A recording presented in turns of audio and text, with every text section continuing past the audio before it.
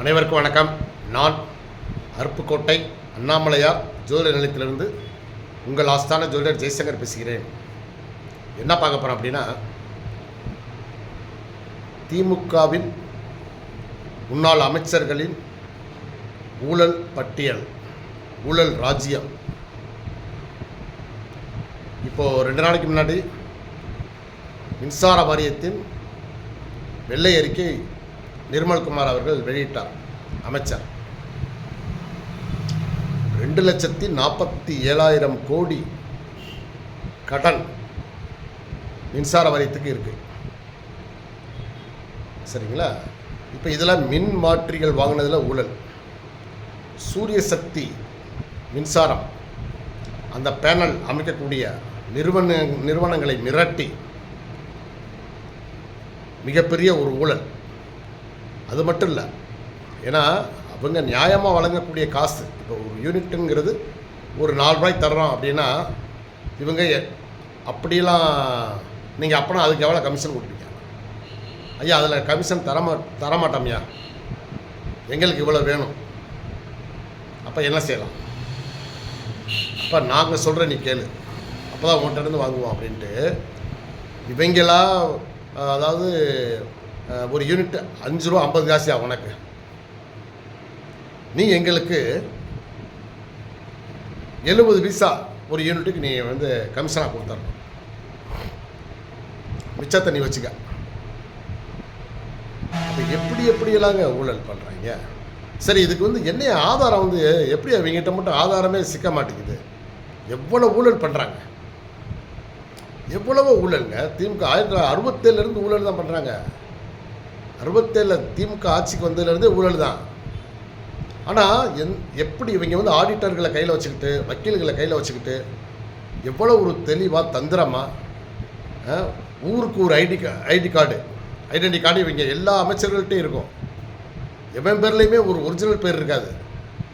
இப்போ இவன் வச்சிருக்கிற பேர் ஒன்றா இருக்கும் அமைச்சருக்கு, ஆனால் இவன் ஒரிஜினல் பேர், படித்த பேர், ஊரில் பிறந்த சர்டிஃபிகேட்லாம் வேறு பேர் இருக்கும். அப்போ இதுக்கு எல்லாத்துக்கும் இவங்க ஐடென்டி கார்டை ரெடி பண்ணிக்கிறாங்க. ஒரு போலி நிறுவனங்கள் பாருங்கள், நேரடியாக மாட்டாமல் சிக்காமல் இருக்கிறக்காக போலி நிறுவனங்கள், அதுக்கு எவனையாவது ஒருத்தனை இது போட்டு வச்சுருப்பாங்க. அதாவது பினாமி பேரில் அந்த நிறுவனத்தை ஆரம்பித்து, அந்த நிறுவனத்துக்கும் அரசுக்கும் ஏதோ தொடர்பு இருக்கிற மாதிரி இவங்க பண பரிவர்த்தனை பண்ணுற மாதிரி. எவ்வளோ ஃப்ராடியா! இன்னொன்று, இப்போ நீங்கள் நிர்மல்குமார் அவர்களே, நீங்கள் இப்போ அதை வெள்ளை அறிக்கை வெளியிட்டீங்க, 10 பைசா பிரயோஜனம் இல்லை. அதனால் என்ன இருக்குது? இப்போ மக்களுக்கு இது ஏற்கனவே தெரிஞ்சது தானே. மின்சார வாரியத்தில் லட்சக்கணக்கில் ஊழல் பண்ணியிருக்காங்கன்னு தெரிஞ்சிருது. நாங்கள் இதை எதிர்பார்க்கல. நீங்கள் என்ன ஆக்ஷன் எடுக்க போகிறீங்க அதைத்தான் எதிர்பார்க்குறோம். செந்தில் பாலாஜி என்னமோ அவர் அப்படியே வானத்திலேருந்து குதிச்ச தேவதூதன் புத்தன் மாதிரி, எங்கள் மேலே எந்த கரையும் இல்லை, ஊழல் கரை இல்லை, மடியில் கணம் இல்லை, வழியில் பயம் இல்லை எங்களுக்கு. இப்படி எல்லாம் அவங்க போதி மாதிரி புத்தர் மாதிரி பேசுவாங்க. உங்களால் ஒரு ஆக்ஷன் கூட எடுக்க முடியாது. இந்த மாதிரி எத்தனை முறை நாங்கள் கேட்டு எங்களுக்கெல்லாம் புளிச்சு போச்சு. ஒரு ஆக்ஷன்னா என்ன செய்யணும்? அதிரடியாக போய் அவங்கள அரெஸ்ட் பண்ணி அடின்னு துவச்சி எடுத்து பத்திரிக்கைக்காரங்க முன்னாடி தள்ளி நிப்பாட்டி சொல்கிறா இப்போ அப்படின்னா, அவன் ஆமையா நாங்கள் இங்கே கொள்ளையடித்தோம் அங்கே கொள்ளையடித்தோம் அப்படின்னு சொல்லி அவன்கிட்ட வாக்குமூலம் வாங்காமல், உங்களால் ஒரு மயிரை கூட அவங்களுடைய பிடுங்க முடியாதுங்க. எவ்வளோ தான் நீங்கள் லஞ்சம் வாங்காமல் இருங்க, ஆனால் லஞ்சம் வாங்குறவங்கள உங்களால் ஒன்றுமே செய்ய. எத்தனை அதிகாரிகள் மேலே தான் நீங்கள் ஆக்ஷன் எடுத்துக்க? இருக்கிற எல்லா அதிகாரிகளுமே பிராணத்தான் இருக்காங்க. அதுவும் மின்சார வாரியத்தில் பூரா ஊழல். ஒரு விவசாயிகளுக்கு இலவச இணைப்பு கொடுக்குறதுக்கு 5 லட்சம் கொடு, 10 லட்சம் கொடு, 20 லட்சம் வரைக்கும் வாங்குறாங்க. அதுக்கு அவன் கரண்ட் பில்லே கட்டிட்டு போயிடலாமே. நீங்கள் இந்த 200 யூனிட்டு மின்சாரத்தை விவசாயிகளுக்கு, ஐயா உங்களுக்கு இவ்வளோ யூனிட் வரைக்கும் ஃப்ரீயா, முழுசு இலவசம் இல்லை, ஆனால் போஸ்ட் மரம், கரண்ட்டு கம்பி, உங்களுக்கு சர்வீஸ் நாங்கள் இலவசமாகவே கொடுத்துடுறோம், சர்வீஸ் நாங்கள் இலவசமாக கொடுக்குறோம் அப்படின்னு சொல்லிட்டிங்கன்னா அந்த இடத்துல ஊழலே இல்லையே. இலவசம் வரும்போது இந்த அதிகாரிகளை நீங்கள் என்ன செய்யணும்? வாட்ச் பண்ணணும். நான் தான் ஏற்கனவே சொல்லிட்டு தானே இருக்கேன். சாதாரண சும்மா வந்து நீங்கள் மாறு வேஷத்தில் போய் உட்காந்துட்டு, ஐயா ஒரு இலவச இணைப்பு கனெக்ஷன் வாங்கணும் விவசாயத்துக்கு, எவ்வளோவையா ஆகும் அப்படின்னு சொன்னால் அந்த அதிகாரி என்ன சொல்லணும், ஐயா அது வந்து இலவசம்யா, அது இலவச திட்டம், கவர்மெண்ட்டு கொடுக்குது, உங்களுக்கு விஜய் அரசு கொடுக்குது, 10 பைசா கூட லஞ்சம் இல்லையா, எந்த சர்வே நம்பர், எங்கே தோட்டம் எங்கே இருக்குது, பக்கத்தில் உள்ள இபி ஆஃபீஸ் தானே போவார். அப்போ உங்கள் தோட்டம் எங்கே இருக்குது, என்ன சர்வே நம்பர், நீங்கள் என்னென்ன டாக்குமெண்ட்ஸ் எல்லாம் வேணும் எல்லாம் கொண்டு வாங்க, ஒரே வார்த்தையில் நாங்கள் ஓட்டித்தரோம் அப்படின்னா அது நல்ல நாடு, நல்ல ஒரு இதுக்கு அழகு. அப்படி இல்லாமல் வந்த விவசாயிகள்கிட்ட முதல்ல அந்த ஜெய் இருக்கவே மாட்டார். எங்கேயா போனார் அப்படின்னா, அவர் வீட்டில் சும்மா இருக்காருங்க, ஆனால் மருத்துவ விடுப்பு, அந்த விடுப்பு, இந்த விடுப்புன்னு பூரா சீட்லேயே உட்கார மாட்டாங்க. இந்த விவசாயி 4 தடவை அலையணும் அவரை பார்க்க. சரி இருந்துட்டார் அப்படின்னா அவர் என்ன சொல்லுவார், என்ன எல்லாம் எழுதி கொடுத்து போங்க, 10 தடவை அலைய விட்டா தான் எனக்கு காசு கொடுப்பான்ட்டு, இப்போ வா பிறகு வா, இப்போ வா பிறகு வான்னு அலைய விடுவேன். ஈபிக்காரங்க ரொம்ப மோசம். அதை விட ரொம்ப மோசம் வருவாய்த்துறைக்காரங்க. ஒரு சாதாரண ஒரு சர்டிஃபிகேட் வாங்குறதுக்கு மக்கள் நடையாக நடக்கிறாங்க. எதுக்கு அவ்வளவு வருவாய்த்துறை அலுவலகத்துக்கு எதுக்கு அவ்வளவு மக்கள் கூட்டம் வர வேண்டியிருக்கு? எல்லாமே இப்போ ஆன்லைன்னு மாறிடுச்சுல. ஏன்னா ஆன்லைனில் கொடுக்குற சர்டிஃபிகேட் பூராமே மிஸ்டேக்காக விடுறது. அப்போ அதை அங்கே தான் போய் திருத்தணும். அந்த அதே ஆன்லைன் மையத்தில் போய் கேட்டால் அவங்க என்ன சொல்லுவாங்க, நீங்கள் இதில் திருத்தம் பண்ணுறதுனா நீங்கள் நேராக அங்கே தான் போகணும், தாலுகா ஆஃபீஸுக்கு தான் போகணும் தான். இப்போ எவ்வளோ பேருக்கு இன்னும் ரேஷன் கார்டு கொடுக்காமல் இருக்கீங்க? இப்போ எத்தனை அரசு மாறிடுச்சு. இன்னும் கிட்டத்தட்ட ஒரு 3-4 வருஷத்துக்கு முன்னாடி அப்ளை பண்ணவங்களுக்கு கூட இன்னும் ரேஷன் கார்டு கிடைக்கலங்க. என்ன நிர்வாகம்? அப்போ பூரா ஆன்லைன் வந்துருச்சு. மோடி ஒரு பக்கம் வந்து டிஜிட்டல் இந்தியா, ஆன்லைன் வந்து எல்லாமே ஆன்லைன் வர்த்தகம், ஆன்லைனில் கொண்டு வந்துட்டு இருக்காரு. ஆனால் இங்கே இருக்கிற இந்த ஊழல் நாயிக, ஊழல்லே ஊர் திளைச்ச இந்த அதிகாரிக எதையுமே ஒரு உருப்படியாக செய்கிறதே இல்லை.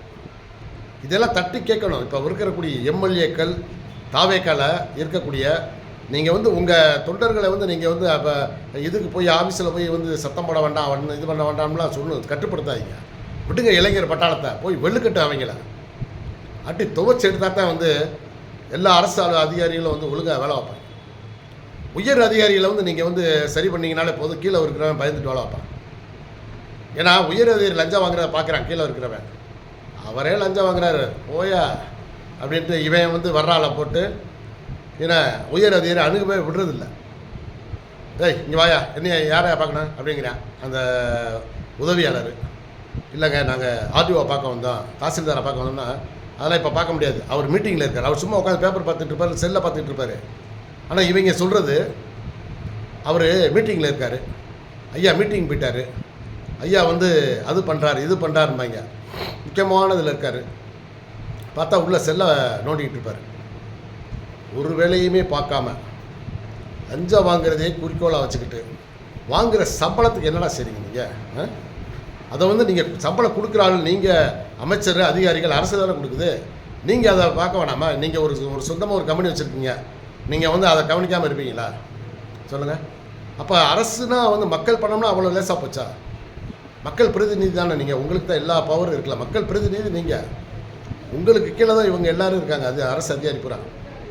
உங்களுக்கு எல்லா உரிமையும் இருக்குங்க. நீங்கள் நேர்மையான ஆளாக இருந்தால் போய் ஒவ்வொரு ஆஃபீஸுக்கும் ஒரு நாள் போய் உட்காந்து நீங்கள் உட்காந்தீங்கனாலே அந்த இடத்துல வேலை ஒழுங்காக நடக்கும். அதே போல் இந்த ஐஏஎஸ் அதிகாரி, ஐபிஎஸ் அதிகாரிலாம் இப்போ நீங்கள் விஜய் அவர்களே உங்களுக்கு ஒரு பெரிய சல்யூட். டெய்லி வந்து நீங்கள் மாற்றிக்கிட்டே இருக்கீங்க. எவனையுமே ஒரு வருஷத்துக்கு மேலே இருக்க விடாதீங்க, தூக்கி எங்கேயா தூர அடிங்க. அப்போ தான் நேர்மை வரும், நேர்மையான ஆட்சி நடக்கணும். நேர்மையான ஆட்சி கிடைக்காதான்னு மக்கள் 60 வருஷமாக ஏங்கிட்டு இருந்தாங்க. எப்போ பார்த்தாலும் ஊழல் தான். இப்போ இது வரைக்கும் உங்களுடைய ஆட்சியில் ஒரு பெரிய மாற்றத்தை நீங்கள் ஏற்படுத்தணும். இது வரைக்கும் நடந்த ஆட்சிகளில் ஊழல் பண்ணிய யாருமே தண்டிக்கப்பட்டதே இல்லை. அப்படிப்பட்ட ஒரு கேவலமான ஆட்சிகள் தான் இது வரைக்கும் நடந்திருக்கு. இந்த இப்போ பேப்பரில் வருது பார்த்தீங்களா, இப்போ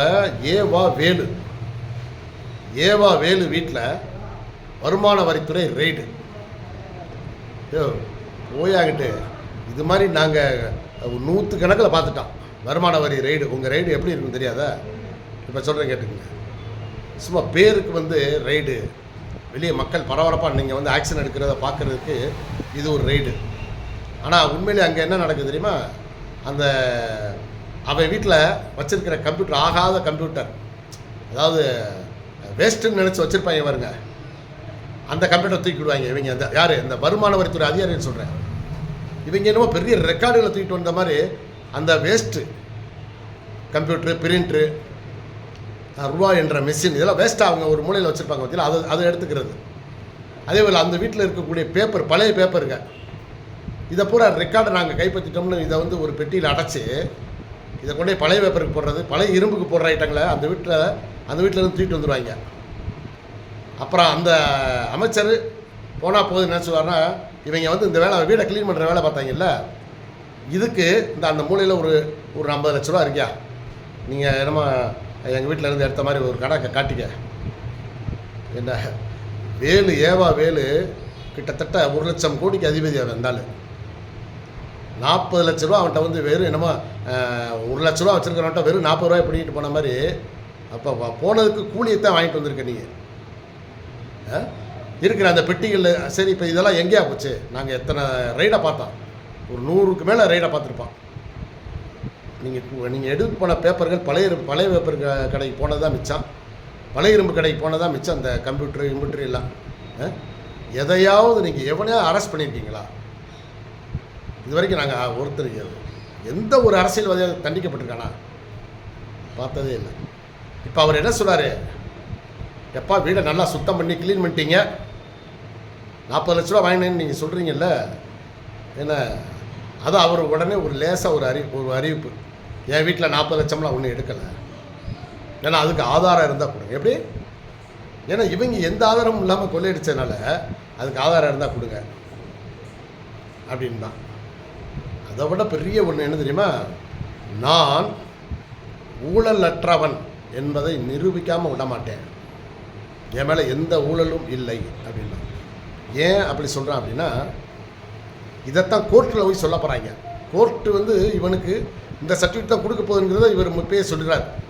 இன்னும் ஒரு 5 வருஷம் கழிச்சோ 10 வருஷம் கழிச்சோ, ஏவா வேலு ஊழலற்றவர், நேர்மையானவர், அவர் பெரிய கௌதம புத்தர், சரிங்களா, அப்படியே உத்தமர் அப்படின்னு அறிக்கை கோர்ட்டிலேருந்து கொடுப்பாங்க இவங்களுக்கு. இந்த ஊழல் பெருச்சாளிகளுக்கு கோர்ட்டிலேருந்து ஒரு பெரிய சர்டிஃபிகேட் மாதிரி இவங்க அப்படியே ஹாயாக விடுதலையாகி வருவார். இப்போ இந்த பொன்முடி வழக்கில் என்னாச்சு? எல்லாரும் விடுதலை ஆகிட்டாங்க. இப்போ அவர் மேலே இந்த பெண்களை இழிவுபடுத்தியாத ஓசி பஸ்ன்னு இழிவுபடுத்தியதுக்கு ஒரு வழக்கு போட்டாங்க. அடுத்து சனாதன தர்மம், ஹிந்து தர்மத்தை இவர் வந்து அவதூறாக பேசினார்னு ஒரு சட்டம் போட்டாங்க. இது ஒரு கேஸு பதிவு பண்ணாங்க. இப்போ இந்த 2 கேஸ் வந்து அவர் மேலே பெண்டிங்கில் இருக்குது. அதில் ரிசல்ட் வரும் பாருங்களேன். மக்களே, பொதுமக்களே நல்லா கேட்டுக்குங்க. அதில் வந்து அதுக்கு வந்து கோர்ட் என்ன சொல்லுதுன்னு மட்டும் நீங்கள் பாருங்கள். நான் சொல்லலைன்னா அப்புறம் பாருங்கள். பொன்முடி மேல் அவர்கள் மேல் எந்த குற்றமும் இல்லை, அவர் பெரிய கௌதம புத்தர். அல்லது என்ன வரும், அவர் மேலே சார் நீங்கள் போலீஸ் மேலே அப்படி சும்மா ஒரு பாவலா கட்டி சரியான குற்றப்பத்திரிகை தாக்கல் செய்யலை, அல்லது அதிகமாக, அதாவது 2000 பக்கத்துக்கு வந்து குற்றப்பத்திரிகை கொடுத்தா அவர் எப்படிங்க படிப்பார்? அவருக்கு ஒரே நாளில் படிக்கிறதுக்கு வாய்ப்பே இல்லை, அவரை நாங்கள் விடுதலை செய்கிறோம்னு பாருங்கள். அந்த வழக்கிலேருந்து அவர் விடுதலை பண்ணலைன்னா அப்புறம் சொல்லுங்கள். இதே மாதிரி தான் இந்த ஏவா வேலு எவ்வளோ கொள்ளை அடிச்சிருக்கேன். இருந்தாலும் காசா கிராண்ட் அதிபர் அவர் தான். இதுவோ எத்தனையோ நெடுஞ்சாலைத்துறை கான்ட்ராக்டு, அந்த கான்ட்ராக்டு, இந்த கான்ட்ராக்டுன்னு எவ்வளவு பெரிய பெரிய நிறுவனங்களை வச்சு நடத்திக்கிட்டு இருக்காங்க. ஆனால் இவங்க எந்த ஒரு ஊழலும் செய்யலைன்னு கோர்ட்டு இவங்களுக்கு சர்டிஃபிகேட் கொடுத்து விடுதலை பண்ணுங்க. இதைத்தான் நடக்க போகுது. இப்போ 16 அமைச்சர்கள் மேலே, பழைய திமுக மந்திரி சபையில் இருந்த 16 அமைச்சர்கள் மேலே மிகப்பெரிய ஊழல் வழக்குகள் இருக்குது. அமலாக்கத்துறை, சிபிஐ இதெல்லாம் பதிஞ்சு வச்சுருக்காங்க. ஆனால் எந்த கோர்ட்லங்க அவங்க தண்டிக்க போகிறீங்க? இவங்கெல்லாம் செத்ததுக்கப்புறம் தான் தீர்ப்பு வருமா? ஏயா, கோர்ட்டில் இருக்கிற அந்த நீதிபதிகளை கேட்குறேன், உங்களுக்கு கொஞ்சம் கூட ஒரு மனசாட்சிங்கிறதே இல்லையா? எந்த ஒரு வழக்கையும் தீர்ப்பு உடனே கொண்டே சொல்லாமல், இப்போ ஒரு வழக்குக்கு விசாரணையெல்லாம் முடிஞ்சிருச்சான். விசாரணை முடிஞ்சிருச்சுன்னா அப்போ நீதிபதி தீர்ப்பை உடனே சொல்ல வேண்டியதானே? தீர்ப்பை தேதி குறிப்பிடாமல் ஒத்தி வச்சிருக்கோம். இது என்ன நடைமுறை? இந்த நடைமுறைகளை மாற்ற வேண்டும். விஜய் அவர்கள் புதுசாக ஒரு சட்ட திருத்தத்தை கொண்டு வந்து ஊழல் பண்ண அமைச்சர்களாக இருக்கட்டும், அதிகாரிகளாக இருக்கட்டும், தப்ப முடியாது என்ற சூழ்நிலையை ஏற்படுத்தணும். உடனே தண்டனை கொடுக்கணும். ஒரு வழக்கை 3 மாதத்துக்கு மேலே இழுக்கக்கூடாது. 100 நாட்களுக்குள் கண்டிப்பாக தீர்ப்பு வழங்கப்பட வேண்டும்னு ஒரு ஆணித்தரமாக ஒரு சட்டத்தை போடுங்க. அதை மத்திய அரசுக்கு அனுப்புங்க. அவங்களுக்கு அதை பார்த்தா புத்தி வரட்டும். வருஷக்கணக்கிலாக ஒரு வழக்கை இழுத்துக்கிட்டே இருக்கிறது. இப்போ உதாரணமாக இப்போ சமீபத்தில் இப்போ ஒரு அமைச்சர் மேலே ஒரு இது வந்துச்சு, ஒரு தீர்ப்பு வந்துச்சு. அந்த வழக்கு 20 ஆண்டுகளுக்கு முன் போடப்பட்ட ஒரு வழக்கு, தேர்தல் வெற்றி செல்லாது அப்படின்னு சொல்லி. ஆனால் அந்த தேர்தலில் அவர் வெற்றி பெற்றதாக அறிவிச்சு அந்த மந்திரியாகவும் ஆயிட்டார். மந்திரியாகவும் இருந்து ஒரு 5 வருஷம் மந்திரியாக இருந்து அதுக்கப்புறம் அடுத்து நடந்த தேர்தலில் அவரை தோற்றுட்டாருன்னு வச்சுக்கோங்க. அப்போ அதுக்கு தீர்ப்பு 20 வருஷம் கழித்து வருது, அவர் வெற்றி பெற்றது செல்லாது அப்படின்னு. இதுக்கு என்னங்க அர்த்தம்? இல்லை, ஒன்றும் புரியலை. ஏன்னா அவர் தேர்தலில் ஜெயிச்சது 2001 ஆமாம் 2001 வச்சுக்கோங்களேன். அப்போ அவரை எதிர்த்து போட்டிட்டவர் ஒரு குறைஞ்ச ஓட்டு வித்தியாசத்தில் தோத்துட்டார். அவர் என்ன சொல்கிறார்? இல்லைங்க, நீங்கள் மறு ஓட்டு எண்ணிக்கை வைங்க, நாங்கள் தான் வந்து ஜெயித்தோம் அப்படின்னு சொல்கிறதுக்கு மறு எண்ணிக்கை இல்லைன்ட்டாங்க. அப்போ இவர் கோர்ட்டுக்கு போய் கேஸ் போடுறார் திமுக அந்த மந்திரி மேலே. அதாவது இவர் வெற்றி பெற்று செல்லாது அப்படின்னு சொல்லி அவர் போட்ட வழக்கை 20 வருஷமாக விசாரித்து இப்போ சமீபத்தில் தாங்க, இப்போ ஒரு வாரத்துக்கு முன்னாடி தான் தீர்ப்பு வந்துச்சு. அவர் ஆமாங்க, நீங்கள் சொல்லதெல்லாம் உண்மைதான், அவர் வெற்றி பெற்றது செல்லாது. எத்தனை வருஷம் கழிச்சு? 20 வருஷம் கழிச்சு. ஆனால் அந்த ஆள் ஜெயிச்சு மந்திரியாக உட்காந்து 5 வருஷம் ஆண்டு எவ்வளோ கொள்ளையடிச்சுப்பார். இப்போ இந்த தீர்ப்புக்கு என்ன அர்த்தம்? நீங்கள் தான் சொல்லணும் மக்களே. இந்த தீர்ப்புக்கு என்ன அர்த்தம்? அவன் ஃப்ராட் பண்ணி தானே ஜெயிச்சிருக்கான். அப்போ அந்த ஆள் அந்த 5 வருஷமாக மக்கள் பணத்தில் சம்பளம் வாங்கியிருப்பான். அமைச்சராக இருந்தால் எவ்வளோ கொள்ளையடிச்சிருப்பான். அப்போ அவன் சொத்துக்கள் எவ்வளோன்னு ஏடுறா முதல்ல கணக்கை. அதில் 50% பிடுங்கு. அப்படி இருந்தால் நீ பரவாயில்ல, ஏன்னா அவன் தேர்தல் ஜெயிச்சு செல்லாது. ஓகே, இப்போ என்ன சொல்கிறாங்க? தேர்தல் ஜெயிச்சு செல்லாதியா, இவ்வளோதானா? அப்போ அதில் அந்த ஆளுக்கு தண்டனைங்கிறது இல்லையா இந்தியாவில்? ஊழல் செய்பவன் கொலை குற்றத்தை செய்தவனை விட மோசமானவன். அந்த மாதிரி வந்து நீங்கள் ஒரு ஆக்ஷன் எடுத்தால் தான் வந்து நல்லாயிருக்கும். இப்போ நீங்கள் எடுக்கிற ஆக்ஷன்லாம் இப்போ நீங்கள் இதெல்லாம் பெரிய காமெடியாக தெரியுது எங்களுக்கு. இப்போ உள்ள ஜென்சி இளைஞர்கள் எப்படி இருக்குன்னு தெரியாது. அவங்க என்னமோ புதுசாக நம்ம விஜய் அரசு ஆக்ஷன் எடுக்குதுன்னு நினைப்பாங்க. மிகப்பெரிய தவறு அது. இவன் எவ்வளவு தான் வந்து இவங்ககிட்ட வந்து அந்த அதை பிடுங்கினேன் இதை பிடுங்கினேன் ரெக்கார்டை பிடுங்கினேன் அப்படி வாங்கிட்டேன் இப்படி வாங்கிட்டோம்னு அந்த வாக்குமூலத்தை வாங்கிட்டு வச்சா கூட அவங்க கோர்ட்டில் போய் அழகாக விடுதலை வாங்கிட்டு வந்துடுவாருங்க. அவர் வந்து ஒரு குற்றமற்றவர், அவர் எந்த ஒரு இதுலேயுமே ஈடுபடலை அப்படின்ட்டு கோர்ட்டு வந்து உண்மையிலே சொல்கிறேன். இந்த நீதிபதிகளை பூரா வந்து இருக்கிற நீதிபதிகளை பூரா நீங்கள் டிஸ்மிஸ் பண்ணிவிட்டு இடஒதுக்கீடுபடி இல்லாமல் நீதி நேர்மை அவங்களுடைய நல்ல சர்வீஸ் யார் பண்ணியிருக்காங்கிற வச்சு அவங்களுக்கு பல கடுமையான பரீட்சை வச்சு இப்போ இருக்கிற நீதிபதிகளாகவே இருந்தாலும் எல்லா டிபார்ட்மெண்ட்டில் இருக்கிறவங்களுக்கும் கண்டிப்பாக பரீட்சை வருஷத்துக்கு ஒரு அவன் தகுதியை நிரூபிக்கலைன்னா அவனை வந்து டிஸ்மிஸ் பண்ணிடுங்க. இப்போ திருச்செந்தூர் கோயிலில் அமைச்சர் ரமேஷ் வந்து ஒரு நாள் போய் நடவடிக்கை எடுத்தாருங்க. அதுக்கப்புறம் யார் நடவடிக்கை எடுக்கிறது? அங்கே இருக்கிற ஆணையர், இணை ஆணையர், உதவி ஆணையர், பெரும்பாலான ஊழியர்கள். அன்றைக்கி பத்திரிகையில் பார்க்குறேன், பெரும்பாலான இந்து சமய அறநிலைத்துறையில் ஊழியர்கள் 60%லேருந்து 70% வரைக்கும் முஸ்லீம்களும் கிறிஸ்தவர்களுமா. அப்போ இப்படி இருந்தாங்கன்னா எப்படி வந்து இவங்களுக்கு வந்து எப்படி அது வந்து விளங்குமா? இந்து சமய அறநிலைத்துறைனா அதில் இந்துக்கள் மட்டும்தாங்க இருக்கணும். 100% இந்துக்கள் தானே இருக்கணும். இப்போ முஸ்லீம் வக்பு வாரியத்தில் வந்து இந்துக்கள் வந்து நீங்கள் அதில் எத்தனை வரியா இந்துக்கள் வேலை பார்க்குறான்னு கேளுங்க. 100% அவன் தான் இருப்பான். அதே மாதிரி கிறிஸ்துவ அந்த இதுகளில் பாருங்கள், அவங்க நிர்வாகக்குழு அந்த திருச்சபைகளில் இந்துக்கள் எத்தனை பேர் இருக்காங்க? ஒரு கவர்மெண்ட்டுக்கு ஒரு பைசா கூட வருமான வரி கட்டாத வரியோ இல்லாட்டா ஒரு இதை கூட கரண்ட் பில்லோ சொத்து வரியோ எந்த ஒரு வரியும் கெட்டாத அமைப்புகளுக்கு மசூதி கிறிஸ்தவ தேவாலயங்களுக்கு கவர்மெண்ட் சம்பளத்தை கொடுத்து உலா மக்களுக்கும் அந்த பாதிரியார்களுக்கும் கவர்மெண்ட் சம்பளம் கொடுக்குது. ஏன் அப்படி என்ன வேண்டி கிடக்கு? அவங்களும் இங்கே இருக்கிறவங்க தானேங்க, அவங்களும் சம்பாதிக்கத்தானே செய்கிறாங்க. அப்போ நீங்கள் அவங்களுக்குள்ள அந்த முறைப்படியான அந்த வரியை வந்து நீங்கள் வாங்கணுமா வேண்டாமா? அதை செய்யுங்க. இப்போ இந்து மக்களுக்கு ஒரு நியாயம், அவங்களுக்கு ஒரு நியாயம்னா என்ன அர்த்தம்? அன்றைக்கி சுதந்திரம் வாங்கின சமயத்தில் சரி போனால் போதுன்னு ஒரு சில சலுகை ஒரு 10 வருஷத்துக்கு தான் கொடுத்தாங்க.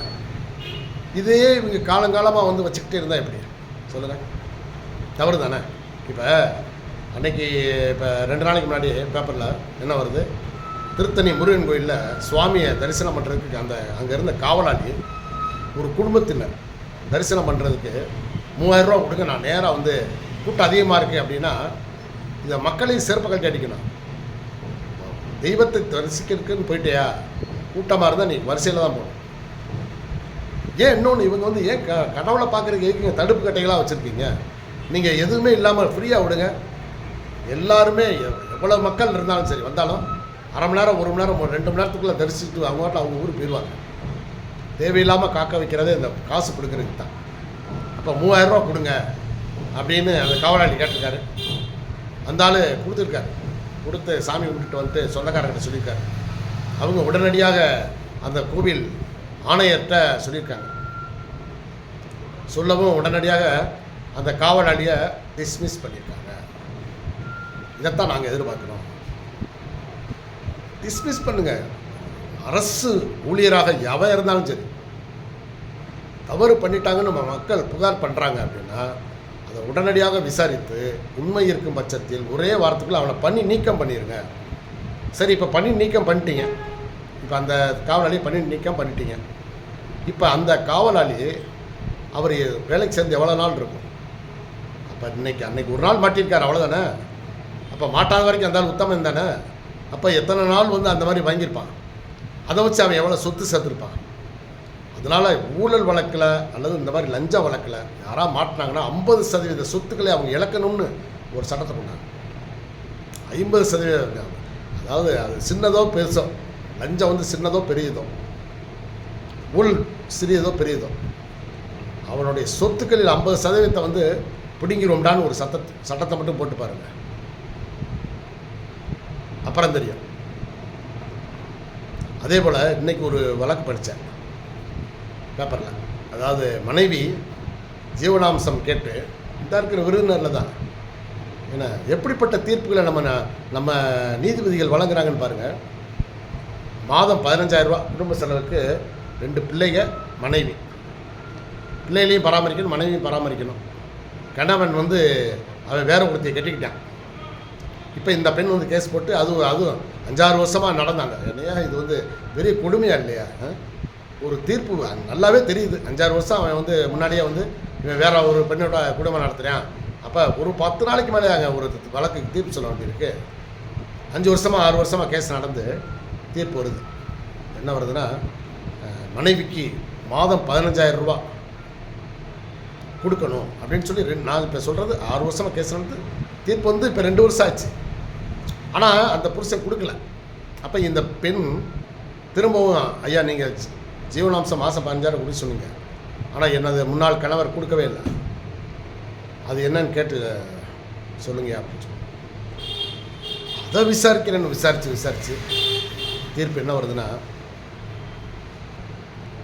நீ வந்து மனைவிக்கு 15,000 மாதம் கொடுக்கலையா? ஆமாம் மேடம். ஏன் கொடுக்கல? எனக்கே ஊர்பட்ட பாக்கி இருக்குது மேடம், அதனால் என்னால் கொடுக்க முடியல. ஓ அப்படியா, இதுதான் காரணமா? சரி, அப்போ ஒன்று செய், நீ வந்து 3 மாதம் ஜெயிலுக்கு போயிரு. சூப்பரா, இதான் தீர்ப்புங்க. 3 மாதம் ஜெயில் அவருக்கு. ஏன்னா 15,000 கொடுக்கல, இனிமேல் கொடுக்க வேண்டாம்ங்கிறக்கான பாருங்கள் எப்படிப்பட்ட தீர்ப்பு. அருமையான தீர்ப்பில் நீ 3 மாதம் உனக்கு ஜெயிலியா. 3 மாதம் உன் பொண்டாட்டி டெய்லி உனக்கு கறிச்சோறு சமைச்சு வீட்டில் இருந்து சமைச்சு உனக்கு கொண்டாந்து கொடுப்பாங்க. நீ சாப்பிட்டு ஜெயிலில் மட்டும் இருக்கணும், அவ்வளோதான். 3 மாதம் மிகப்பெரிய தண்டனையை பார்த்து ஆச்சரியமாக போச்சுங்க. இப்படியெல்லாம் வந்து சட்டத்தை வச்சுக்கிட்டு, இப்படிப்பட்ட நீதிபதிகளை வச்சுக்கிட்டு படு கேவலம். இந்தியாவை பொறுத்தவரை நீதிபதிகள் வந்து பெரிய சாபக்கேடு. அதில் ரேராக வந்து ஒரு 10% வந்து தான் இப்போ நல்ல நீதிபதிகள் இருக்காங்க. மிச்சவன் பூரா அதாவது ஊழல் பெருச்சாளிங்க தான் அங்கே போய் உட்காந்துருக்காங்க. அது இடஒதுக்கீடுன்ற பேரில் ஒரு படிப்பறிவு இல்லாத இவங்க தான் வந்து மேலே போய் உட்காந்துட்ருக்காங்க நீதிபதிகள்ன்ற பேரில். அதனால் வருடம் ஒரு தகுதி தேர்வு எப்படி எல்லாருக்கும் இருக்குது, நீட்டு மாதிரி ஒரு கடுமையான தகுதி தேர்வு வைக்கணும். ஏன்னா இது வந்து டிபார்ட்மெண்ட்டு. சம்பளம் பார்த்திங்கன்னா 70,000, 80,000, லட்சம், 1.5 லட்சம், 2 லட்சம்னு வாங்குறாங்க. அது மட்டும் இல்லை, அந்த பதவியை வச்சு அவங்க அனுபவிக்கக்கூடிய அந்த லஞ்சம் ஊழல் பார்த்திங்கன்னா மிக அதிகம். அப்போ நீங்கள் விஜய் அரசு என்ன செய்யணும், உயர் அதிகாரிகளை தாங்க நீங்கள் பிடிக்கணும். அவங்க தாங்க பெரும் லஞ்சம். அவங்கள பார்த்து தாங்க கீழே இருக்கிறவங்களாம் லஞ்சம் வாங்குறாங்க.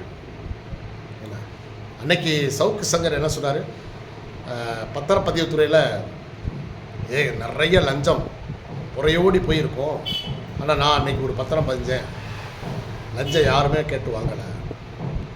இந்த மாதிரி அது அவர் வந்து யூடியூபருங்கனால வாங்காமல் இருந்திருப்பாங்க. ஏன்னா அவர் வெளியே சொல்லிடுவாருன்ட்டு. நீங்கள் எப்பயுமே ஒரு லஞ்ச ஊழலை ஆணிவேரோட பிடிக்கணும் அப்படின்னா மாறு வேடத்தில் போய், இப்போ பத்திரப்பதிவுத்துறையில் இருக்கிற ஊழலை பிடிக்கணுமா, பூரா டாக்குமெண்ட் ரைட்டர் இருப்பாங்க, ஊருக்கு 10 பேர் இருப்பாங்க, பத்திராசை சுற்றி 10-20 பேர் இருப்பாங்க. அவங்கக்கிட்ட நல்லா வீடியோலாம் பையில் வச்சுக்கோங்க. ஒவ்வொரு ஆள்கிட்டையாக போய், ஐயா ஒரு பத்திரம் பதினா எவ்வளோ ஆகும், என்ன செலவு, அப்படியே லைட்டாக பேச்சை கொடுத்து, உங்களுக்கு எவ்வளோ கொடுக்கணும், ரெஜிஸ்ட்ராருக்கு எவ்வளோ கொடுக்கணும், எவ்வளோ பத்திரம் செலவாகும், இது நீங்கள் கேட்டிங்கன்னா ஒரு சிட்டை கொடுக்க முடியுமான்னு கேட்டு அவங்ககிட்டே லெட்டர் பேட் மாதிரி அவங்க சும்மா ஒரு மொட்டை எழுதி கொடுப்பாங்க. இல்லைங்க அவங்க லெட்டர் பேட்டில் எழுதி கொடுங்கன்னு சொல்லி நீங்கள் வாங்கி அதை ரெக்கார்டாக்கி அடுத்த செகண்டு ஒரு வாரம் இந்த வேலையை முடிச்சுட்டு அடுத்த செகண்ட் அங்கே இருக்கிற அத்தனை பத்திர எழுத்தர்களையும் அரெஸ்ட் பண்ணுங்க. அவங்க தான் இந்த லஞ்ச ஊழலுக்கு பெரிய மீடியேட்டராக இருக்காங்க. அதுபோல் அந்த மாவட்ட அளவில் உயர்ல ஒரு பதிவாளர் இருப்பார் இல்லையா, அவர்கிட்டையும் போய் ஏதாவது ஒரு பத்திர விஷயமாக போய் பாருங்க. கண்டிப்பாக அவர் லட்சக்கணக்கில் கேட்பார். இவங்க வந்து ஆயிரக்கணக்கில் கேட்டால் அவன் லட்சக்கணக்கில் கேட்பார். அவனை டிஸ்மிஸ் பண்ண, அதாவது ஆன் தி ஸ்பாட்டில் டிஸ்மிஸ்யா, விசாரணையே கிடையாது. விசாரணை அமைப்புக்கெல்லாம் வேலையே இல்லை, டிஸ்மிஸ். ஏன்னா அதை நீங்களே போய் நேரடியாக மார்வெஸ்டில் போய் பாருங்க, கேளுங்க. அமைச்சரோ எம்எல்ஏவோ யார் அந்த அவரை டிஸ்மிஸ் பண்ணக்கூடிய பவரில் இருக்கீங்களோ அவங்க மாறுவேடத்தில் சென்று போய் நீங்கள் வந்து ஆன் தி ஸ்பாட்டில் டிஸ்மிஸ் பண்ண. அப்படி பண்ணிட்டீங்கன்னா ஐயோ உயர் அதிகாரியே இது பண்ணிட்டாங்க. ஏன்னா இவங்கெல்லாம் சம்பாரிச்சு அதில் பாதிக்கு மேலே அவங்களுக்கு கப்பம் கட்டுவாங்கல்ல, அப்போ அவங்களே பிடிச்சிட்டாங்க, அப்போ நம்ம வந்து ஒழுங்காக இருக்கணும்னு வாங்குகிற சம்பளத்துக்கு வேலை வைப்பாங்க. இன்றைக்கி வாங்குகிற சம்பளத்தை மதித்து வேலை பார்க்காம இருக்கிறதுனால தான் அரசு துறையில் இவ்வளோ ஊழல் லஞ்சம். இன்னொன்று சொல்கிறேன், இப்போ இபியில் பார்த்தீங்கன்னா எவ்வளவு வந்து கரண்ட்டு வேஸ்ட் ஆகுது தெரியுமா? திரு அமைச்சர் நிர்மல்குமார் அவர்களே, திரு முதல்வர் விஜய் அவர்களே, நீங்கள் எல்லா அரசு அலுவலகங்களிலும் ஒரு 11 மணி 12 மணி போல் போய் சும்மா போய் பாருங்கள். சீட்டில் ஒருத்தர் இருக்க மாட்டாங்க, பேருக்கு 1-2 பேர் அங்கங்கே இருப்பாங்களே தவிர எல்லாம் அங்கங்கே நின்று அரட்டை அடிச்சுட்டு இருப்பாங்க, இல்லை வெளியே டீ கடையில் தான் நிற்பாங்க. ஆனால் எல்லா ஃபேனு, எல்லா லைட்டு இதெல்லாம் வேஸ்ட்டாக இது. மனசாட்சி இல்லையாடா உங்களுக்கு? அரசு அதிகாரியில் இருக்கிறவங்களே உங்களுக்கு நான் மனசாட்சிங்கிறது இல்லை. உங்கள் வீட்டிலலாம் இப்படி தான் லைட்டெல்லாம் போட்டு ஃபேன்லாம் போட்டு போவீங்களா? எங்கேயும் அது பாட்டில் போகிறாங்க வர்றாங்கன்னா சுவிட்ச் அமர்த்துறதே இல்லைங்க. காலையில் வந்து போட்டு டக்கு டக்கு டக்கு டக்குங்க எல்லா சுவிட்சையும் போட்டுட்டு அதுக்கப்புறம் அமர்த்துறதே இல்லை. விடிய எரிஞ்சிட்டு தான் இருக்கும் பெரும்பாலும். சீட்டில் இருந்தால் தான் ஃபேன் போடணும், சீட்டில் இருந்தால் தான் அந்த லைட்டு வேணும், தேவைன்னா தான் போடணும் கரண்ட்டே. அப்போ இது யார் இது வந்து எதனால் இவங்க எப்படி இருக்காங்கன்னா, ஏன்னா இது வந்து அவங்க கை காசு இல்லைல்ல, இது மக்கள் பணம்னு போயிடுது. அப்போ மக்கள் பணம்னு அவ்வளவு லேசாக மட்டமாக போயிடுது அந்த அரசு அதிகாரிகளுக்கு. அதே போல் தான் எல்லா ஸ்கூல்லையும் போய் பாருங்கள், இந்த டிஓ சிஓலாம் என்னத்தை பிடுங்குறாங்க, அவங்களுக்கு என்னங்க வேலை இருக்குது? இது வரைக்கும் வந்து ஸ்கூலுக்கு அனுமதி கொடுக்குறோம் லஞ்சத்தை வாங்கிட்டு தான் இருந்தாங்க. இன்றைக்கி நீங்கள் லஞ்சம் இல்லை ஆன்லைன்லேயே அப்ளை பண்ணலான்ட்டீங்க. அப்படி இருந்தாலும் ஆன்லைனில் அப்ளை பண்ணாலும் ஊழல் உங்களாலலாம் அவ்வளவு இவங்க வந்து கொண்டாங்க. அதுக்கு யார் அந்த அந்த மீடியேட்டர் இருப்பாங்க, எப்படினாலும் மீடியேட்டர் வச்சுருப்பாங்க. ஸோ அதனால் ரொம்ப தீவிரமாக இந்த மீடியேட்டர்கள் மேலே கவனம் செலுத்துங்க. அதில் ஒரு 10 பேரை அரெஸ்ட் பண்ணுங்கள், இந்த ஊழல் பண்ணுற அதிகாரிகளே அரெஸ்ட் பண்ணுங்கள். இந்த இப்போ வாத்தியார்கள் சொல்ல வந்தேன் பாருங்கள், நீங்கள் பெரிய ஸ்கூலுக்கெல்லாம் போய் பாருங்கள், காலையில் வந்து போடுற லைட்டுங்க, லைட்டு பூரா எரியும். நான் ஒரு சில இடங்களுக்கு வாக்கிங் போகிறப்ப பார்த்தா அந்த பெரிய ஸ்கூல் இருக்குது, பார்த்தீங்கன்னா ஜன்னல் திறந்த மணிக்கே தான் இருக்கும், உள்ள லைட்டு ஃபேன் ஓடிக்கிட்டே இருக்குது. காலையில் ஒரு 7, 6, 6:30, 7 மணிக்கெல்லாம் ஸ்கூல் 8:30 மணிக்கு மேலே தான் வருவாங்க வாத்தியார். அப்போ இது இந்த மாதிரி பொறுப்புணர்ச்சி இல்லாத தலைமை ஆசிரியர்கள் வேறு ரூமை விட்டு போகும்போது லைட் அமர்த்த முடியாதா, ஃபேன் அமர்த்த முடியாதா? இப்போ கரண்ட்டு எவ்வளோ வேஸ்ட்டாக போகுது. இதெல்லாம் மிச்சப்படுத்தினால எவ்வளவோ மிச்சமாயிருக்கு. அரசுனா அவ்வளோ ஒரு கேவலமாக போயிடுது. அரசுனா அந்த ஒரு இதை கொடுத்தா, ஒரு இலவசம்னு கொடுத்தா அதுக்கு ஒரு மதிப்பே இல்லை. மக்கள் ஏண்டா இலவசம் இவங்க கொடுக்குறாங்க, அவங்க சம்பாதிக்கிறதுக்கு தான் கொடுக்குறாங்கன்ற மாதிரியே பழகிட்டோம். நாங்கள்லாம் வந்து அந்த மாதிரி பழகிருந்தோம். ஆனால் இப்போ தான் நீங்கள் வந்ததுக்கப்புறம் தான் விஜய் அவர்களே ஒரு மாற்றம் தெரியுது. பள்ளி ஸ்கூல் பேக்கில் முதலமைச்சர் படம் இல்லாத பேக் கொடுத்துருக்கு, தரமான பேக்கு, உண்மையிலே பாராட்டுறேன். மிதிவண்டி சைக்கிள் ரொம்ப கேவலமாக பழைய இரும்பு கடைக்கு போகிற மாதிரி சைக்கிளை கொடுத்துட்ருந்தாங்க. இப்போ கொஞ்சம் நீங்கள் அதை கொஞ்சம் மாற்றிருக்கீங்க, இன்னமும் தரமாக கொடுங்க. நீங்கள் ஊழல் பண்ண காசை நீங்கள் இப்போ வந்து கஜானாவுக்கு சேர்க்குறீங்க அப்படிங்கிறது உங்கள் வாயாலேயே நீங்கள் சொல்கிறீங்க. சர்க்கார் பட இசை வெளியீட்டு விழாவில் உங்கள்கிட்ட கேட்குறாங்க, நீங்கள் முதலமைச்சரான, ஏன்னா சர்க்கார்னு படம் வச்சுட்டீங்க, அப்போ நடிகர் தான் நீங்கள். உங்கள்கிட்ட கேட்குறாங்க, முதல்வரானால் நீங்கள் வந்து எதுக்கு முக்கியத்துவம் கொடுப்பீங்க அப்படின்னு கேட்கும்போது நீங்கள் பேசுகிறது ஒரு அருமையான அழகான ஒரு தீர்க்க தரிசனமான ஒரு வசனத்தை அப்பயே பேசியிருக்கீங்க. அதாவது லஞ்சம் ஊழல் இல்லாத அரசாக என்னுடைய அரசாங்கம் இருக்கும், என்னுடைய சர்க்கார் இருக்கும்னு சொல்லியிருக்கீங்க. இன்றைக்கி அதை செயல்பாட்டுக்கு கொண்டு வாங்க, நாங்கள் அதைத்தான் ரொம்ப உங்கள்கிட்ட இருந்து விரும்புகிறோம், சரிங்களா? ஸோ அதனால் இந்த மின் வாரிய ஊழல் இதெல்லாம் சும்மா இந்த பாய்ச்சாலாம் வேண்டாம். 1.5 லட்சம் கோடி எங்கே போச்சுன்னு தெரியலன்னு சொல்கிறீங்களேங்க அசால்ட்டாக. உங்கள் வீட்டில் உங்கள் பையில் ஒரு 1000 ரூபா காணணும்னு வச்சுக்கோங்க, அதை விடுவீங்களா? எவ்வளோ தேடுவீங்க? 1.5 லட்சம் கோடி அடித்த ஒருத்தன் உங்கள் எய்த்தாப்பில் உட்காந்துக்கிட்டு எங்கள் மேலே எந்த கரையும் இல்லை, ஊழல் கரையும் இல்லை, நீங்கள் வேணும் ஆதாரம் இருந்தால் கொடுங்கன்னு கேட்குறான் பார்த்தீங்களா? அதாங்க அவங்களோட துணிச்சல். இப்போ அவங்க பினாமிகள் என்னன்னு முதல்ல அந்த சர்க்கிளை பூரா கம்ப்ளீட்டாக எடுத்து அத்தனையும் பிடுங்கிட்டீங்கன்னா அவங்களுக்கு அப்போ தான் அறிவு வரும். இப்போ அடுத்து திமுகவை சீண்டி பார்த்தால் நாங்கள் பெரும் போராட்டத்துக்கு நீங்கள் தயாராக இருக்கணும்னு அறிக்கை விட்டுருக்காரு. யார்? அப்பாவை காணோம்னு சட்டமன்றத்தில் தேடாதீங்க, நாங்கள் மக்கள் மன்றத்தில் இருக்கோம்னு சொல்லியிருக்காரு. நீங்கள் மக்கள் மன்றத்தில் இருந்தால் ஏயா வந்து நீங்கள் அங்கே உட்காந்துருக்கீங்க, உங்கள் வீட்டில் சட்டசபையில் உட்காந்துருப்பீங்க. மக்கள் மன்றத்தில் இல்லை, மண்ணாங்கட்டியில் இல்லை, சரிங்களா? நீங்களாக என்னத்தையாவது சொல்லிகிட்டு இருக்கக்கூடாது. இருக்கிறவங்க பூராமே ஊழல் பெருச்சாலிங்க தான். ஆனால் அவங்க அந்த சவடால் விடுற பார்த்தீங்கன்னா, அப்போ இவங்க வந்து இவங்க வந்து ஆதாரத்தெல்லாம் எங்கிட்ட பதுக்கிட்டாங்கன்னு அர்த்தம். ஆதாரமே இல்லையா? நீ எங்களை பிடிச்சாலும் எங்களுக்கு ஒன்றும் கவலையே இல்லை, எங்களை விடுதலை பண்ணுறத நீதிபதி இருக்காங்களே, அவங்களுக்கு சும்மா அப்படியே லேசாக ஒரு 10% விட்டு விட்டால் போதும், எங்களை விடுவிச்சுவாங்க, நாங்கள் பெரிய உத்தமர் காந்தி மாதிரி வெளியே வருவோம்னு தைரியத்தின் தெம்பிலே இருக்காங்க. அப்போ நீங்கள் ஒரு ஊழல் கேஸ் உள்ளே போச்சுன்னா முதல்ல நீதிபதிகளை பூரா வந்து உங்களுடைய துப்பறியும் ஆளுகளை வச்சு அனைத்து நீதிபதிகளையும் துப்பறிஞ்சு ஒரு ரிசல்ட் எடுங்க பார்ப்போம். எவெல்லாம் ஊழல் பண்ணுறான்னு அவங்களெல்லாம் எங்கிட்டாவது தூக்கி விட்டுறீங்க, என்ன எல்லாம் டிஸ்மிஸ் பண்ணிடுங்க. டிஸ்மிஸ் ஒன்று தாங்க வந்து உங்களுக்கு உங்களுடைய அந்த நோக்கத்தை நிறைவேற்றும். எப்படி லஞ்சமில்லாத ஊழலற்ற ஒரு நிர்வாகத்தை அரசாங்கத்தை கொடுக்கணும்னு நீங்கள் நினச்சிங்கன்னா ஊழல்வாதிகளை அதுலேயும் எவன் அதிகமாக வாங்குறான், எவன் எந்த பவரில் இருந்துக்கிட்டு வாங்குறான், இதெல்லாம் கண்டுபிடிங்க. நிறைய உங்களுக்கு துப்பறியும் ஆட்கள் நிறைய தேவைப்படுவாங்க.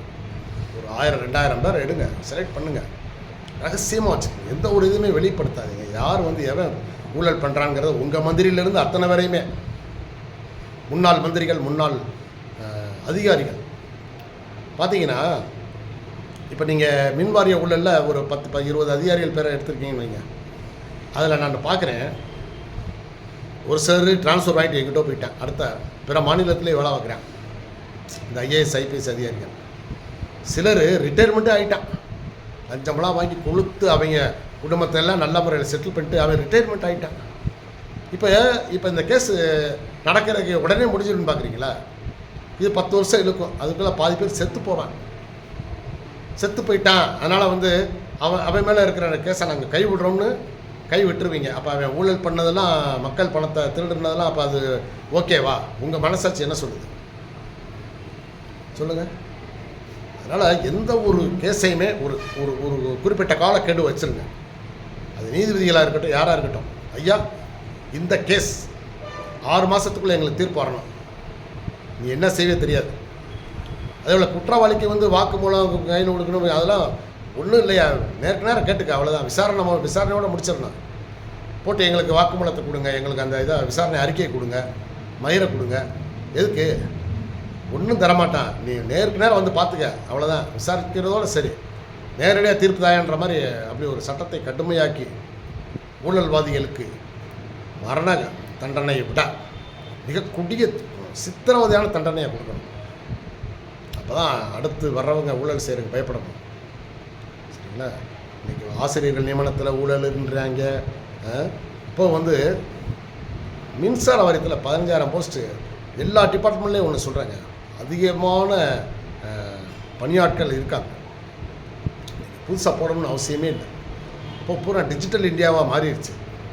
ஸோ அதனால் செலவுகளை சிக்கனப்படுத்தி பூரா AI தொழில்நுட்பம், அந்த தொழில்நுட்பமும் எவ்வளோ வந்துருச்சு டாப்பில். அதனால் அந்த இதில் பயன்படுத்தி ஊழியர்களின் எண்ணிக்கை குறைங்க. இருக்கிறவங்க அப்புறம் எங்கிட்டாவது எங்கே பற்றாக்குறை இருக்கோ அங்கே அனுப்புங்க. இப்போ எல்லாருமே படித்தவங்களாக தானே இருப்பாங்க, சம்மந்தமில்லாத துறையில் இருப்பாங்க. இப்போ உதாரணமாக மின்சாரத்துறையில் டிப்ளமோ இன் அந்த எலக்ட்ரானிக்ஸ் இதில் படித்தவங்களுக்குனா ஓகே. ஆனால் பார்த்தீங்கன்னா ஒரு பிகாம் படித்தா அதில் வேலை வைப்பான், ஒரு BSc படித்தா அதில் அவனும் பரிச்சையில் அதில் பாஸ் ஆகி வந்திருப்பான். அப்போ இவங்களை வேறு எந்த துறைக்கு அனுப்பலாம்? சஃபிஸ்டிக்காக இருக்கிற அந்த பற்றாக்குறை இருக்கிற டிபார்ட்மெண்ட்டுக்கு இவங்களை இப்படி மாற்றி விட்ருங்க. போடா டே, நீ தான் பிகாம் படிச்சிருக்கல, போ அங்கே போய் கணக்கு எழுது, அங்கே கிளர்க் வேலை காலியாக இருக்குது, போ அங்கே. அப்படி மாற்றுங்க. பார்த்தீங்கன்னா சரியாக வந்துடும், பேலன்ஸ் ஆகிடும். புதுசாக போட வேண்டிய அவசியமே இல்லை. நீங்கள் என்னடானா அந்த பழைய திராவிட கட்சி இங்கே 70,000 போஸ்ட்டு காலியாக இருக்குது, அதெல்லாம் சும்மாங்க. இந்த அதிகாரி வேலை செய்யாமல் இருக்கிறதுக்காக வேணும்னே வேலை செய்யாமல் இருக்கிறது. கேட்டால் போஸ்ட்டு காலியாக இருக்குது, நாங்கள் என்ன செய்ய, ஆள் பற்றாக்குறை அப்படின்னா அது காரணமே இல்லை. முன்னாடியெல்லாம் ஒரு ஆள் இருந்துக்கிட்டு அந்த ஊருக்கே எவ்வளோ பார்த்துருக்காங்க சர்வீஸ். இன்றைக்கி அந்த இடத்துல 100 பேர் இருக்காங்க, ஒரு ஆள் இருக்கிற இடத்துல 100 பேர் இருக்காங்க. ஆனாலும் அன்னைக்கு இருந்த சர்வீஸ் இப்போ இல்லை. அதனால் நீங்கள் அனைத்து துறைகளிலும் உள்ள ஒரு ஊழியர்கள் லிஸ்ட் எடுத்து பாருங்கள். தேவையற்ற ஊழியர்கள் நிறைய இருப்பாங்க. இதுக்கெல்லாம் சும்மா இல்லைங்க, நீங்கள் அந்த அலுவலகங்களுக்கு போய் பார்க்கணும். எம்எல்ஏக்கள் எத்தனை பேர் இருக்காங்க, சும்மா தானே இருக்காங்க. அவங்களுக்கு அந்த வேலையை கொடுக்கணும். நீ போய் ஒவ்வொரு ஆஃபீஸாக போய் மார்வசத்தில் பூரா சரித்திரத்தை அப்புறம் எடு. அங்கே எவன் வேலை பார்க்குறேன், எவன் பார்க்கல, பேர் மோக்கிட்டு எல்லா லிஸ்ட்டும் எடுத்துக்கிட்டு என்கிட்ட கூடியா, மாதம் உன்னுடைய வேலையை அதான், நீ வாங்குகிற சம்பளத்துக்கு அதான் வேலை உனக்கு. அப்போ நீங்கள் அதை ஆய்வு பண்ணி பார்த்தீங்கன்னா சர்ப்ளஸாக இருப்பேன் எல்லா டிபார்ட்மெண்ட்லேயுமே.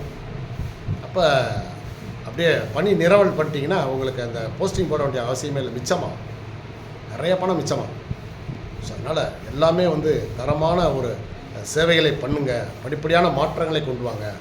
நீங்கள் மத்திய அரசோட இணக்கமாக இருப்பது மிக சிறப்பு, அதுதான் வேணும். அது தேர்தல் வரைக்கும் தாங்க எதிர்க்கணும். தேர்ந்தெடுக்கப்பட்டீங்களா, நீங்கள் வந்து அரசு அமைச்சிட்டிங்களா, கண்டிப்பாக மத்திய அரசும் மாநில அரசும் ஒத்துமையாக தான் இருக்கணும். இப்போ தான் வந்து ஒரு நல்ல ஒரு பேர் வச்சுருக்கீங்க. ஒன்றிய அரசுங்கிறப்ப அது கேவலமாக இருந்துச்சு. இந்திய அரசுன்னு சொல்லிட்டீங்க. சபாஸ். இந்திய அரசு, மத்திய அரசை விட அது இந்திய அரசுங்கிறது இப்போ கேட்குறதுக்கே ரொம்ப ஒரு தேசப்பற்று மிக்க ஒரு பேராக இருக்குது. கண்டினியூ. ஸோ நல்ல மாற்றங்கள் தெரிகிறது. அது இன்னும் விரைவாக நடக்கணும். தொழில்துறையும் சமூக நலத்துறையும் என்ன செய்கிறாங்கன்னே தெரியல. வருவாய்த்துறை என்ன செய்கிறாங்கன்னே தெரியல. ஒரு ஆக்ஷனும் இல்லை, ஒரு இது இல்லை. லஞ்ச ஒழிப்பு போலீஸ் இப்போ தான் கொஞ்சம் கொஞ்சம் பரவாயில்லாமல் இருக்காங்க. முன்னாடி டெய்லி எடுக்கணுங்க. டெய்லி இவ்வளோ பேர் ஊழல்வாதிகள் இருக்காங்க. அனைத்து அலுவலகங்கள் முன்னாடியும் இருக்கலாம். சிஐடியெலாம் என்ன செய்கிறாங்க, எவ்வளோ ரிப்போர்ட் உங்களுக்கு கொடுக்கலாம். நிறைய ஆட்களை வந்து நீங்கள் இந்த ரிட்டையர்மெண்ட் ஆனவங்கள, நேர்மையான அதிகாரிகளை, இந்த இதில் கோயில்களெல்லாம் இது எடுப்பாங்க. இதில் உழவார பணிக்குன்னு, அதாவது சம்பளம் இல்லாத வேலை, உங்களுக்கு அங்கே டீ கொடுப்பாங்க, சாப்பாடு கொடுப்பாங்க, அவ்வளோதான், புண்ணியம் கிடைக்கும் அப்படின்றதில் நிறைய பேர் போய் பண்ணுறாங்க. அதேபோல் தேசப்பணியில் அர்ப்பணிப்பு உணர்வோடு பணியாற்றக்கூடியவங்க வேணும் அப்படின்ட்டு ஒரு விளம்பரம் கொடுங்க. சம்பளமே எதிர்பாராமல் வந்து குமியக்கூடிய நல்ல ஆட்கள், நல்ல உள்ளம் படைத்தவர்கள் இருப்பாங்க. அவங்கெல்லாம் நேர்மையாக பணி செய்யக்கூடியவங்க, சரிங்களா? அதனால் அவங்க வந்து காசு வாங்க மாட்டாங்க. அப்படி ஆட்களை வச்சுக்கிட்டு எல்லா டிபார்ட்மெண்ட் டெய்லி நீங்கள் போய் ஒரு 10 நிமிஷம் இருந்து அந்த ஊழியர்களின் நடவடிக்கைகளை வாட்ச் பண்ணுங்கன்னு கூட சொல்லுங்கள். யார் யார் எந்தெந்த சீட்டுக்கு எத்தனை இப்போ வந்து சரியான டயத்துக்கு யாருமே வர்றதில்லை. ஆஃபீஸில் உட்கார்றதில்லை, வேலை செய்கிறதில்லை. கேட்டால் ஃபீல்டுன்னு வெளியே போயிடுறது. என்ன நேரம் கெட்ட நேரத்துலலாம் வந்து வேலை பார்க்குறது. போக ஆண் ஊழியர்கள் பெண் ஊழியர்களோடு உட்காந்து அரட்டை அடிக்கிறது, ஒன்று முன்னா சாப்பிட்றது, தரங்கெட்ட செயலில் ஈடுபடுறது ஆஃபீஸ்லேயே. ஸோ இதெல்லாம் வந்து நீங்கள் கவனிக்க வேண்டிய விஷயங்கள் நிறையா இருக்குது. ஒரு பக்கம் இருந்தால் இந்த அதிகாரிகளை நல்ல முறையில் கட்டுப்படுத்தினீங்கன்னா தான் ஊழல் ஒழிக்க முடியும். மக்கள் வந்தாங்கன்னா நிற்க விடக்கூடாது. டக்குன்னு மக்களுக்குரிய மரியாதை கண்டிப்பாக கொடுக்கப்படணும். எந்த ஒரு டிபார்ட்மெண்ட் போனாலும் சரி, வர்றவங்க உட்கார்றதுக்குன்னு ஒரு சேர் கண்டிப்பாக இருக்கணும். வந்தால் சார் வாங்க உட்காருங்க, என்ன சார் செய்யணும், அப்படி இன்முகத்தோடு கேட்கக்கூடிய ஒரு ஊழியர்களை நீங்கள் அறிமுகப்படுத்துங்க. ஏன்னா இது வரைக்கும் சிறுன்னு விழுற ஊழியர்களை தான் நாங்கள் பார்த்துருக்கோம் திராவிட ஆட்சியில். இன்முகத்தோடு வாங்க சார், என்ன வேணும் உங்களுக்கு, என்ன செய்யணும் கொடுங்க, படித்து பாட்டு அப்போவே செய்ய முடிஞ்சால் உடனே செஞ்சு கொடுங்க, இல்லை அதிகபட்சம் ஒரு வாரம் டைம் கொடுங்க. அந்த மாதிரிலாம் இருந்தால் சிறப்பான ஒரு அற்புதமான ஆட்சியை வழங்க முடியும். திரு விஜய் அவர்களே, இந்த மாதிரி நேர்மையான ஆட்சியத்தை நீங்கள் வருவீங்கன்னு நாங்கள் எதிர்பார்க்கவே இல்லை. சுத்தமாக அண்ணாமலை வருவார்னு எதிர்பார்த்தோம். பட் ஆனால் அவர் அப்படியே அடங்கி போயிட்டார். ஆளை காணோம். அடக்கமாயிட்டார் என்னன்னு தெரியல. அவர் இப்போ பேச்சு இல்லை, ஒன்றும் இல்லை. ஸோ ஆனால் உங்கள்கிட்ட அந்த நல்ல மாற்றம் தெரியுது. ஸோ அதனால தான் உங்களை பாராட்டுகிறோம். இன்னும் மேலும் இது அப்படியே தொடரணும் நிறையா. அதனால் நல்ல விஷயங்கள் செய்ய மக்களுடைய அனைவருடைய பாராட்டையும் பெற்று நீங்கள் ஒரு மிகச்சிறந்த முதல்வர் என்ற பேர் எடுப்பீங்க. நன்றி, வணக்கம்.